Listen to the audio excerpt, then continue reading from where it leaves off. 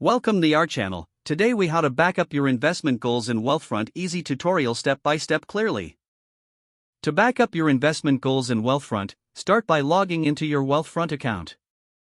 Once you're logged in, navigate to the Goals section in the main menu. In the Goals section, you will see an overview of your current investment goals.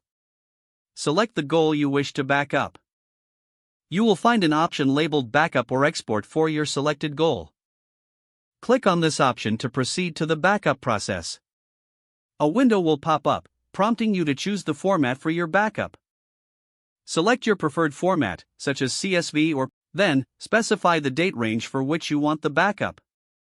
After selecting the desired parameters, click on the Download button. The backup file will start downloading to your device.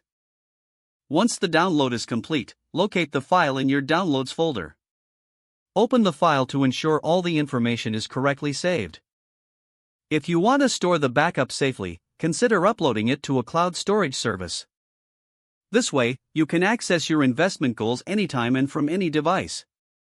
Lastly, remember to revisit your backup regularly to keep your financial information updated.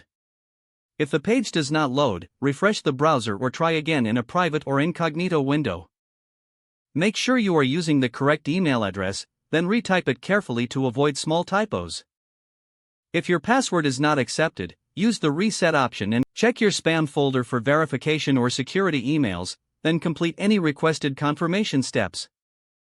Enable two-factor authentication if available to improve account security and reduce unauthorized access risk.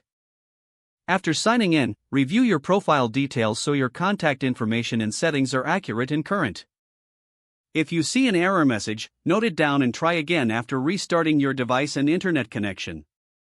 Log out when you finish, especially on shared devices, to keep your account and payment information secure. If the page does not load, refresh the browser or try again in a private or incognito window. Make sure you are using the correct email address, then retype it carefully to avoid small typos.